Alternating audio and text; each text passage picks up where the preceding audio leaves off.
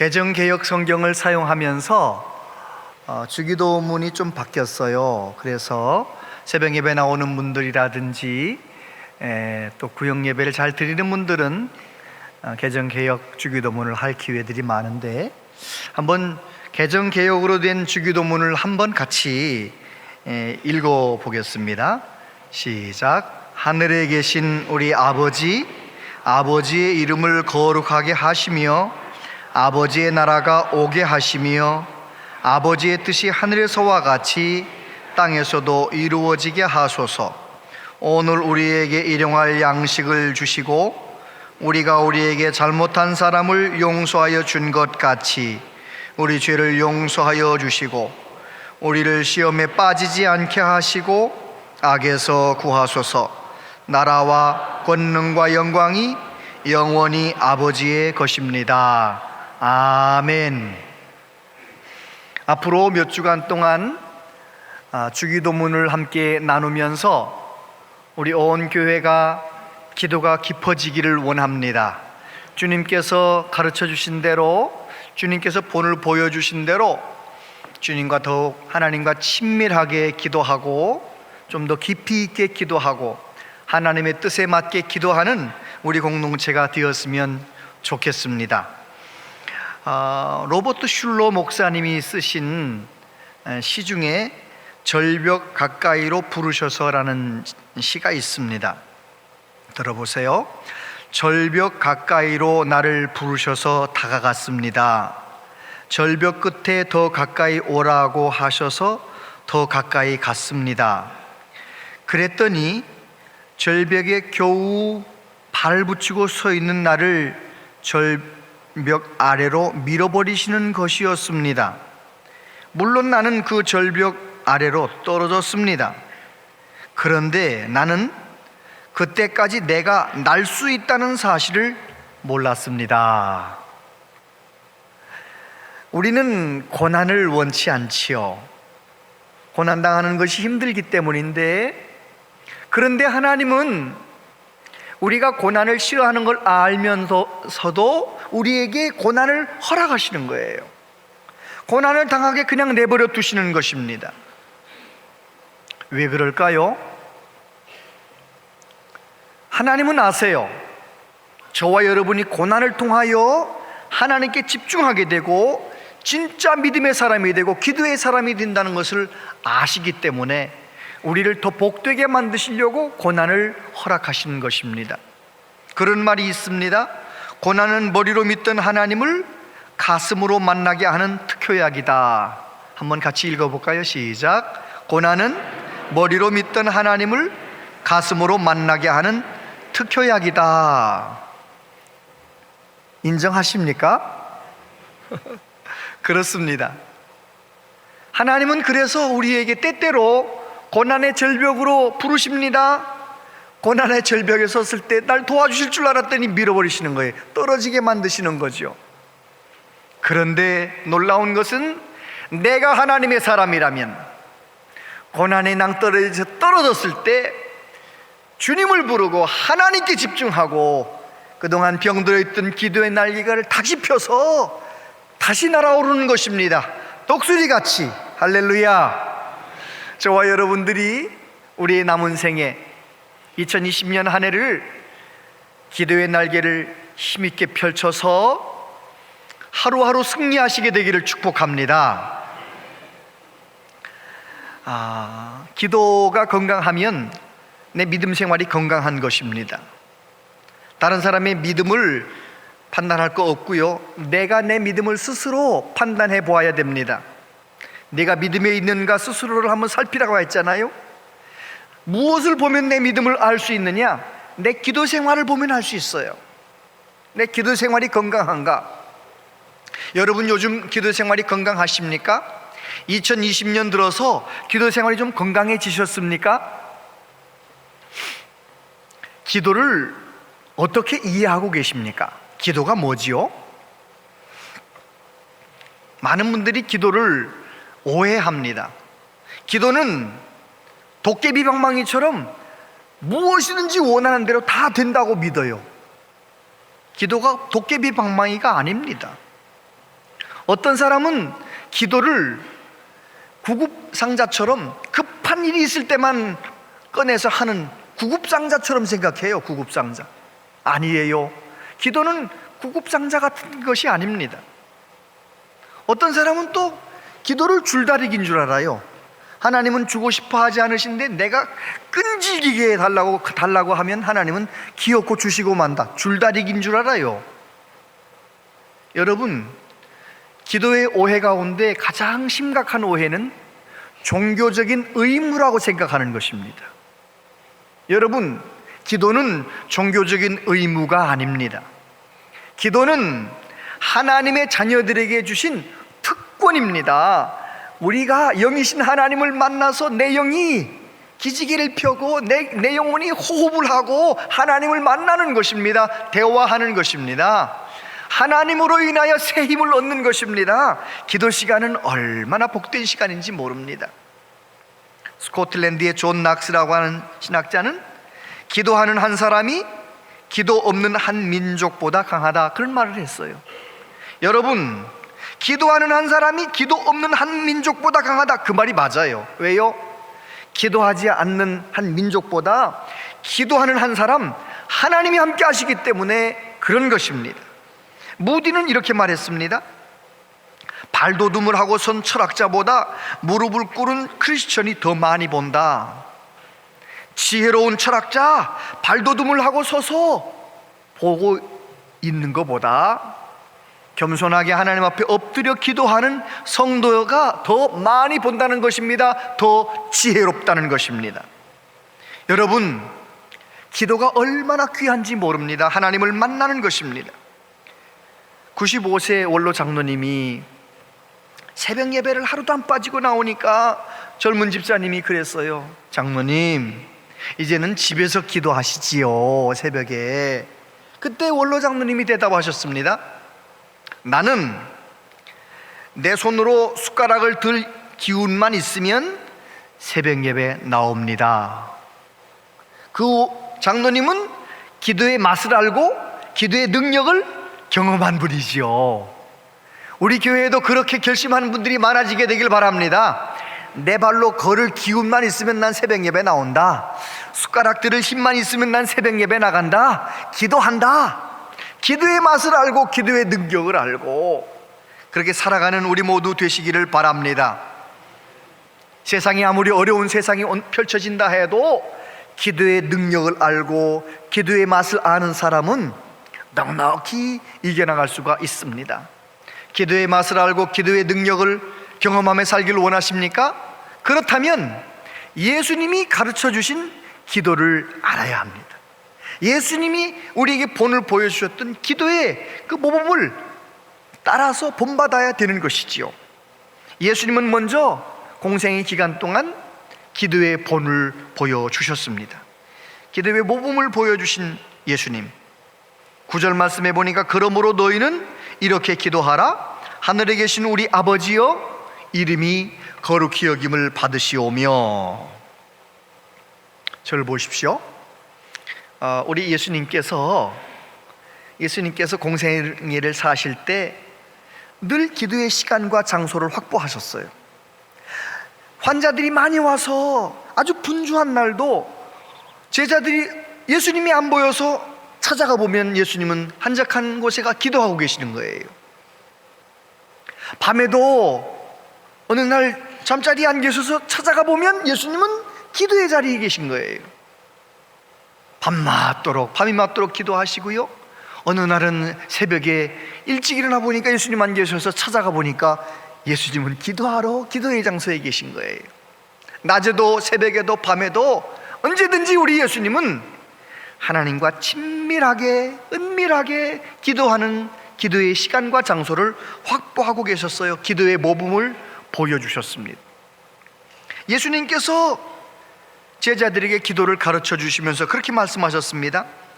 또 너희는 기도할 때 외식하는 자와 같이 하지 말라. 그들은 사람에게 보이려고 회당과 큰 거리 어귀에 서서 기도하기를 좋아하느니라. 내가 진실로 너희에게 이르노니 그들은 자기 상을 이미 받았느니라. 너는 기도할 때에 내 골방에 들어가 문을 닫고 은밀한 중에 계신 내 아버지께 기도하라. 은밀한 중에 보시는 내 아버지께서 갚으시리라. 할렐루야. 우리 예수님은 하나님과 친밀하게, 은밀하게 늘 기도하는 모범을 보여주셨고 또 그렇게 가르쳐 주셨습니다. 누가복음 11장에 보면 그런 말씀이 나와요. 예수께서 한 곳에서 기도하시고 마치심에 제자 중 하나가 여짜오되 주여, 요한이 자기 제자들에게 기도를 가르친 것과 같이 우리에게도 가르쳐 주옵소서. 마태복음엔 생략됐지만 누가복음에 보니까 예수님께서 기도를 마치고 제자들에게 오셨을 때 제자들이 부탁하는 거예요. 우리에게 기도를 가르쳐 주세요. 그때 예수님께서 오늘 주님이 가르쳐 준 기도로 가르쳐 주신 거예요. 너희는 이렇게 기도하라. 여러분, 우리 예수님께서 이 세상 사시면서 가장 귀하게 모범을 보여주신 것 중에 하나가 하나님과 늘 긴밀하게 친밀하게 대화하고 기도하는 기도의 모범을 보여주신 것입니다. 여러분, 저와 여러분들이 나 자신을 이기고 세상을 이기기 위하여 다른 어떤 것보다도 기도하는 것만큼은, 기도 생활만큼은 늘 점점 업그레이드 되시고, 기도 생활만큼은 점점 깊어지시고, 기도 생활만큼은 점점 힘이 있어지시고, 아멘 하실 때까지 해볼까요? 기도 생활만큼은 더 뜨거워지시게 되길 바랍니다. 그래야 우리의 믿음이 뜨거운 거예요. 그래야 우리의 믿음이 건강한 거예요. 신앙생활 중에 예배 생활이 얼마나 중요합니까? 그런데 우리의 예배 생활이 역동적인 예배가 되려면, 하나님께 날마다 잔치하듯 감사의 예배가 되려면 우리의 기도 생활이 살아있어야 돼, 활력이 있어야 되는 것입니다. 늘 깨어 기도하는 우리 모두 되시기를 바랍니다. 기도 생활이 건강하면 건강한 거예요. 여러분, 건강한 아이들, 건강한 청년들 자녀로 길러보셨습니까? 이야, 건강해요. 건강한 아이들은요, 겨울도 다 이겨내요. 아무튼 건강한 아이들은, 저는 조끼도 입고 있는데요, 건강한 아들은요 그냥 반팔 반바지 입고 하루 종일, 겨울도 끄떡 없어요. 여름도 걱정 없어요. 건강하니까요. 건강하면은요 밥도 잘 먹어요. 그냥 얼마나 맛있게 먹는지 어적어적 다 씹어 먹어버려요. 다 먹어요. 다 먹어요. 얼마나 잘 먹고 잘 소화시키고. 몸이 건강하면 다 감당해내는 것처럼 영적으로 건강하면 마찬가지로 모든 일이 다 잘 돼도 교만해지지 않습니다. 왜요? 영적으로 건강하면 형통함도 이겨내는 거예요. 고난이 와도 낙심하지 않아요. 고난도 이겨내는 거예요. 예수님께서 공생애를 지나시는 동안 얼마나 속상한 일이 많으셨지만 예수님이 낙심한 것을 본 적이 없어요. 왜요? 예수님은 늘 깨어 기도하며 영적으로 강건하셨거든요. 여러분, 저와 여러분들이 기도의 사람 되셔서 범사에 강건하시고 승리하시게 되기를 바랍니다. 예수님은 기도의 모범을 보여주셨습니다. 그리고 기도를 가르쳐달라 할 때 예수님께서 이렇게 가르쳐 주십니다. 먼저 기도의 대상을 알고 기도해야 된다는 것입니다. 오늘 말씀에 보면 그러므로 너희는 이렇게 기도하라. 하늘에 계신 우리 아버지여. 따라서 한번 해보세요. 하늘에 계신 우리 아버지여.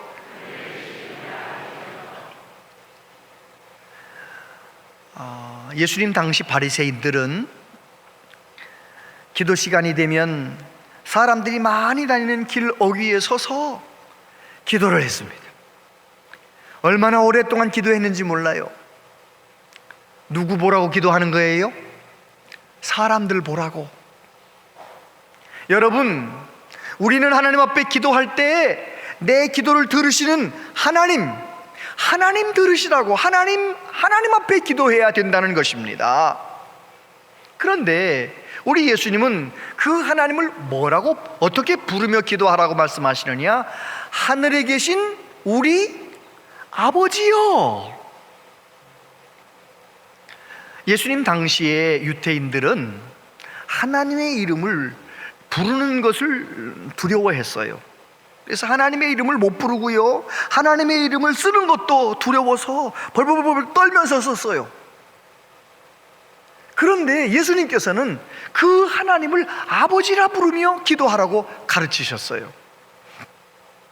복음서를 가만히 연구해 보면 예수님께서 맨 처음 하신 말씀이 어떤 말씀이냐면,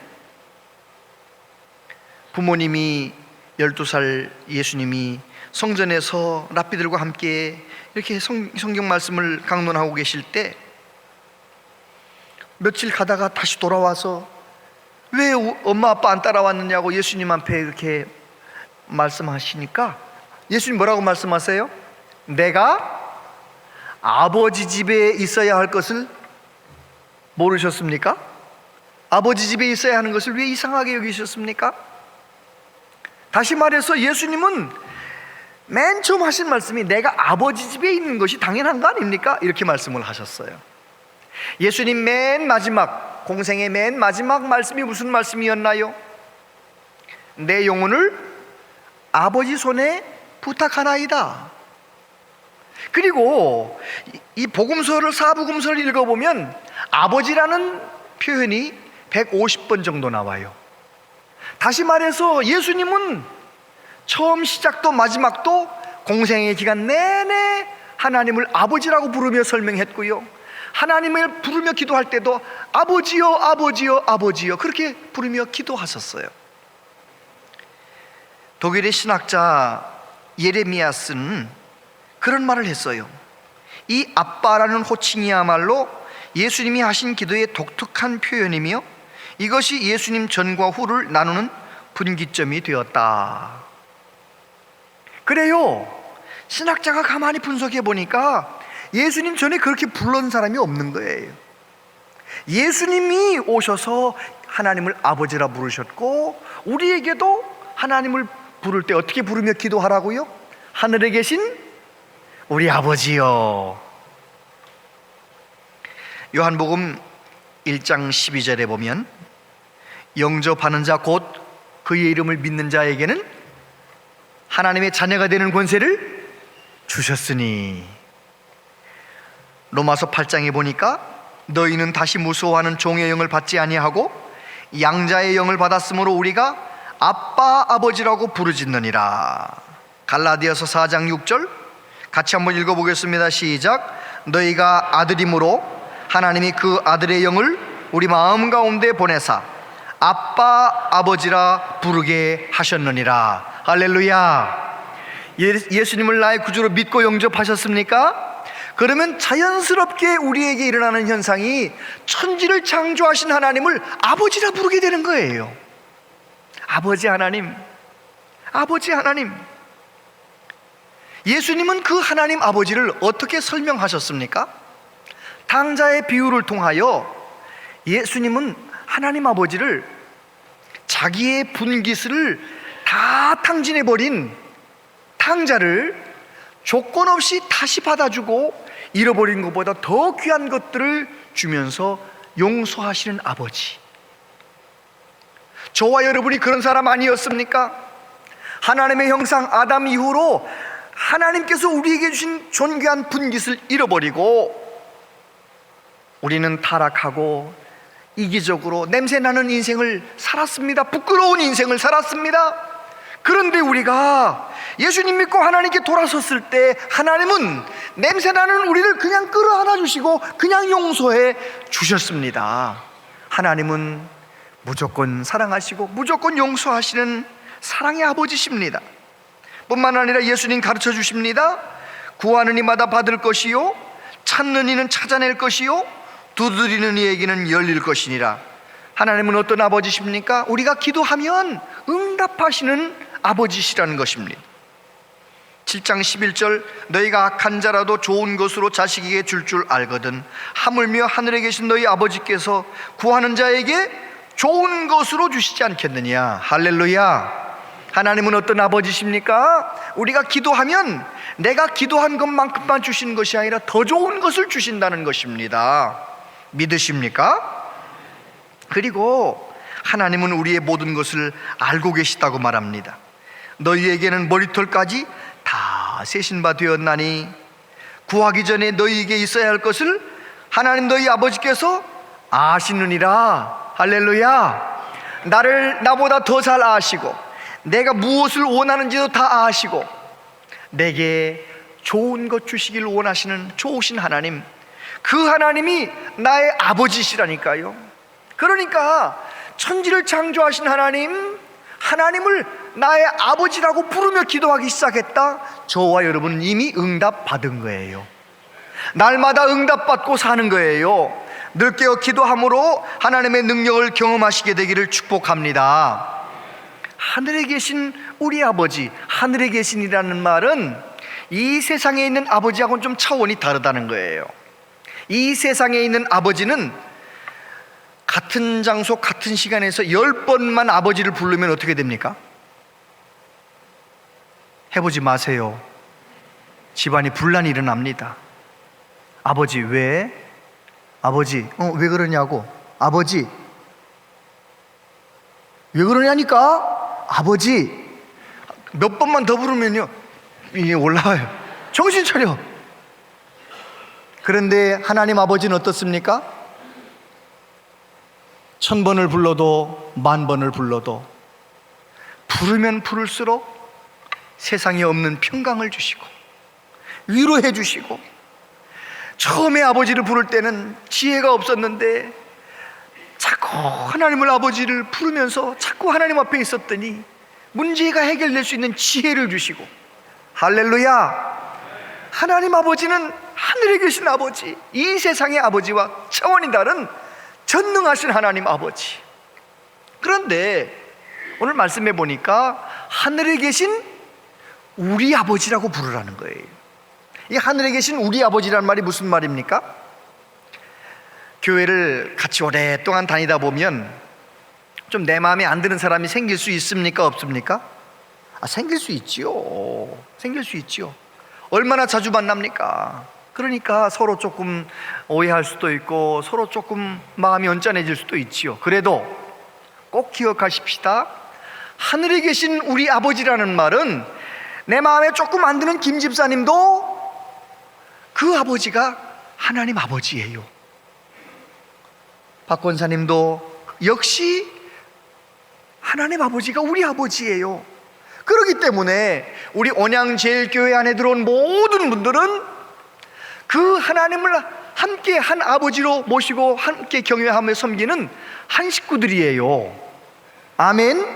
그래서 다 귀한 거예요. 우리 교회에 들어온 모든 분들은 어린아이부터 어르신까지 다 귀합니다. 다 귀합니다.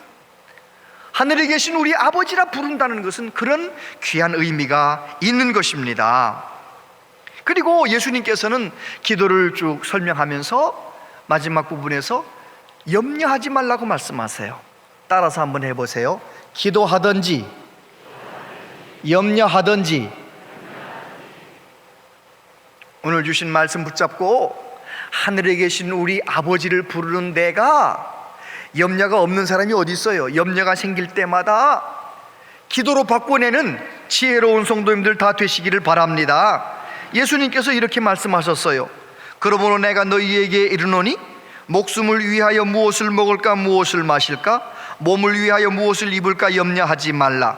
목숨이 음식보다 중하지 아니하며 몸이 의복보다 중하지 아니하냐. 공중의 새를 보라. 심지도 않고 거두지도 않고 창고에 모아들이지도 아니하되 너희 하늘 아버지께서 기르시나니 너희는 이것들보다 귀하지 아니하니야. 33절 같이요. 시작. 그런즉 너희는 먼저 그의 나라와 그의 의를 구하라. 그리하면 이 모든 것을 너희에게 더하시리라. 할렐루야. 하늘에 계신 우리 아버지를 찾으며 하늘에 계신 우리 하나님 앞에 모든 걸 맡기며 염려하지 말라는 것입니다. 하나님 앞에 우리가 얼마나 귀한 존재냐는 것입니다. 공중의 새도 먹이시고 들의 풀도 예쁜 꽃으로 입히시는 하나님, 우리는 그 모든 것보다 귀하기 때문에 무엇을 먹을까 마실까 입을까 염려하지 말라라고 예수님은 가르쳐 주셨습니다. 염려하는 것, 우리는 하나님의 자녀이기 때문에 염려를 하나님께 맡겨야 된다는 거예요. 한 열흘 좀 넘었는데, 이제 제가 세미나 가 있을 때 뉴질랜드에서 큰아들이 왔어요. 큰아들이 왔지만 이제 저하고 같이 온양으로 내려오려고 서울 할아버지 집에 이제 머물고 있는데, 제 세미나 마치는 날 중간중간 전화해보면 제 아내가 자꾸 머리가 아프고 두통 때문에 타이레놀을 먹어도 아프다는 거예요. 그래가지고 이제 조금 빨리 나와서 제 아들을 데리고 불이 나게 온양으로 왔잖아요. 온양에 와서 딱 도착했는데요, 하루 종일 머리 아프다고 그렇게 호소하던 제 아내가 제 아들을 딱 만나자마자 두통이 없어져 버렸어요. 그래가지고 제가 그랬어요. 아들이 약이네, 아들이 약이네, 제가 그랬거든요. 근데 제가 이제 지난 주일날 제가 조금 세미나 때문에 몸이 좀 감기 기운이 있어서 주일을 참 힘들게 지나갔는데, 월요일날 저희 막내 아들이 이제 뉴질랜드에 다시 돌아가야 되는 날이 가까워서 데리고 어머니에게 가서 좀 인사도 드리고 보여드려야 되거든요. 저희 어머니께서 2주간 정도 폐렴 증세로 병원에 입원하셔서 치료받으시다가 이제 제가 온다니까 좀 일찍 퇴원하셔서 월요일날 집에 와 계신데, 저는 몸이 좀 불편하니까 일기예보를 보는 거예요. 눈 왔다는 소식이 어디라도 눈이 왔다, 뭐 어디 얼었다 이런 얘기만, 고속도로 상황이 좀 뭐 얼음이 있다 이런 얘기만 있으면 핑계대고 안 가고 싶어가지고 보는데, 세상에 날씨가 너무 좋은 거예요. 고속도로 상황이 너무 좋다는 거예요. 다 우리 집에서 출발해가지고 부산 가는 동안 너무 좋다는 거예요.